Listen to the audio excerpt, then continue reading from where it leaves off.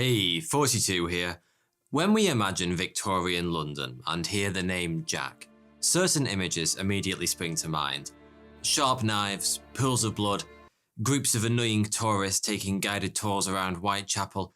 But there was another, less known Jack, who stalked the streets of London. A Jack who not only terrified the local population, but spread fear around Great Britain for some 67 years, garnering more media attention than the entire Kardashian family whilst he was at it. His name was Spring-Heeled Jack. But what exactly was he? A paranormal creature? An extraterrestrial entity from a high-gravity world? A demon summoned by practitioners of the occult? Or perhaps not a single man, but a loosely associated group of rich douchebags terrorizing people for fun? All of these options were suggested at one time or another. But as for which one was true, well, I'll let you make up your own mind.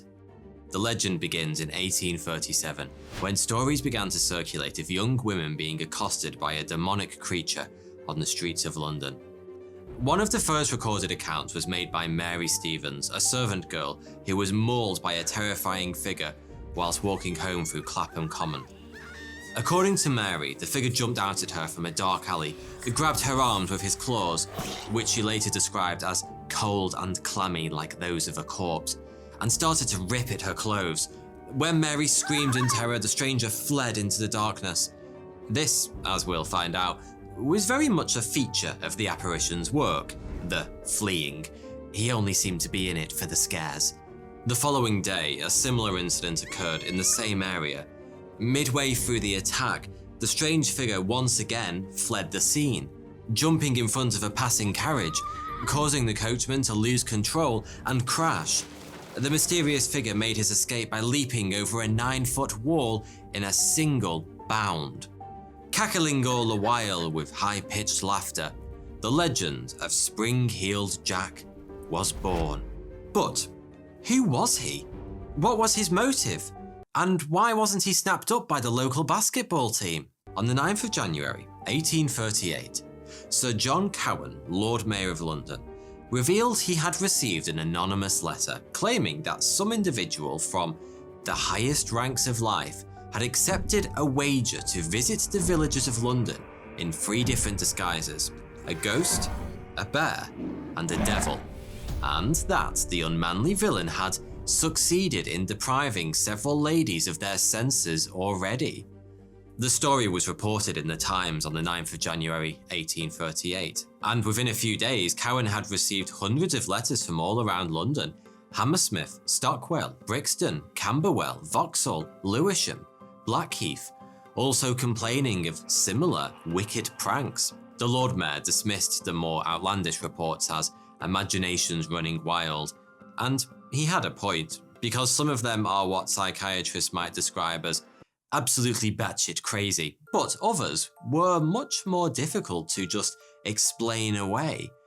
The first time Spring-Heeled Jack made it into the newspapers was in February 1838, after what were probably the 2 most famous sightings, the first involving Jane Alsop and the second Lucy Scales. Late one night, Jane Alsop answered the door to a police officer who asked if she could supply him with a light, claiming he had detained Spring-Heeled Jack in a nearby lane. The moment Jane handed him the candle, the policeman threw off his large cloak to reveal what Jane would later describe as a hideous and frightful appearance, with eyes resembling red balls of fire. The phony policeman, who it seemed was none other than Spring-Heeled Jack himself, proceeded to vomit blue and white flame, which, to be fair, does sound like some kind of supernatural entity, or somebody having the worst hangover of their life. Jack then grabbed hold of Jane and started tearing at her gown and flesh with his metallic claws, as was his custom. But, as usual, he fled the moment she got over her shock and started screaming. Did he just have particularly sensitive ears? I guess we'll never know. 9 days later, Lucy Scales and her sister were walking down an alley when they observed a large cloaked figure in the shadows.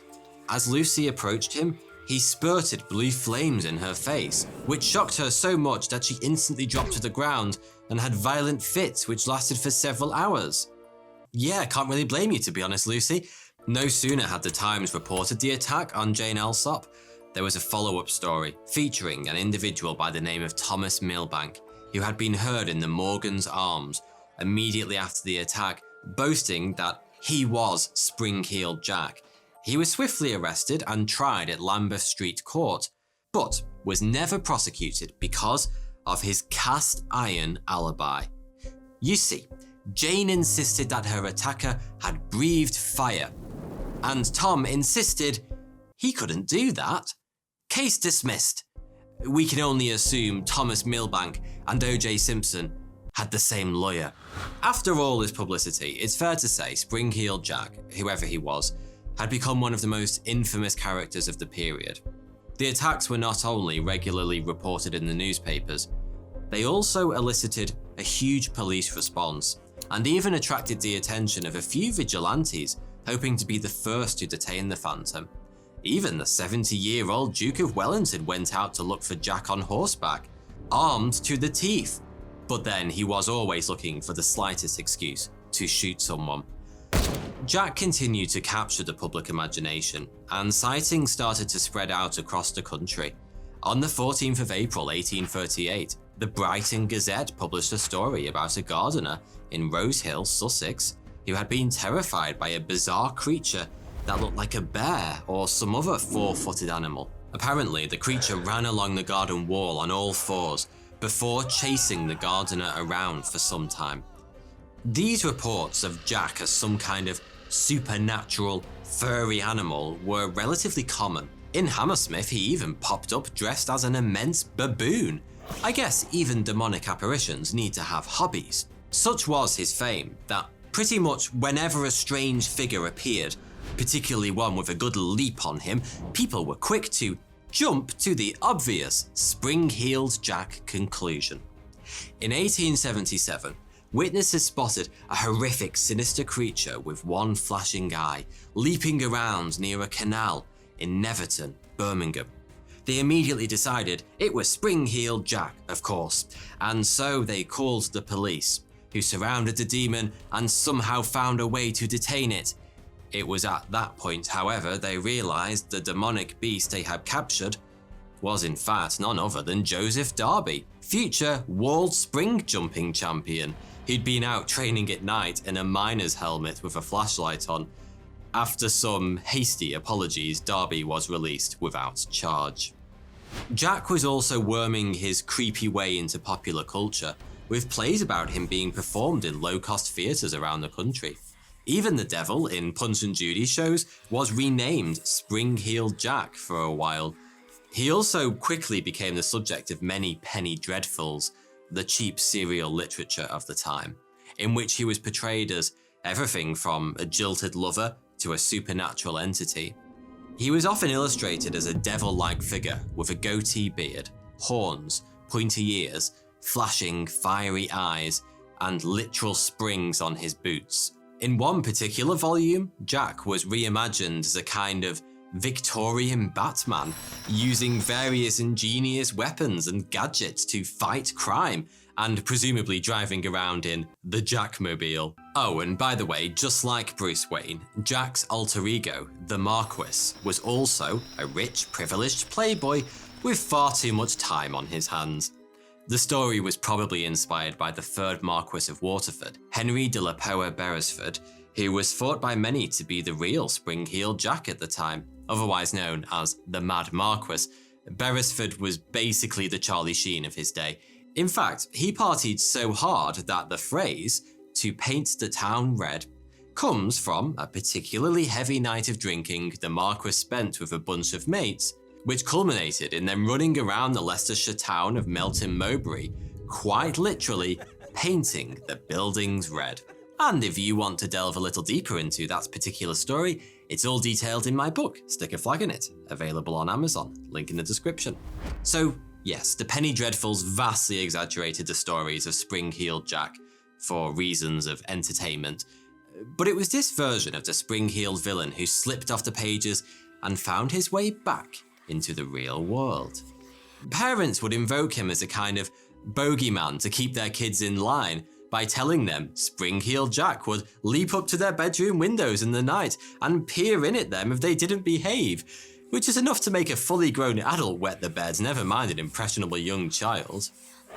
Jack was used for parental support well into the 20th century, along with his colleagues, Italy's Umo Nero, Scotland's Wee Willie Winkie, and Germany's Kinderfresser, all of whom seemed to have had nothing better to do with their time than going around scaring the shit out of badly behaved children. Mind you, it wasn't just the kids who had to be worried, because Jack was also used by the local preachers as a warning against alcohol abuse. Was it only a coincidence that he was frequently spotted on the top of pubs and churches? As Jack became increasingly famous, he was spotted less and less often, and his legends eventually began to fade.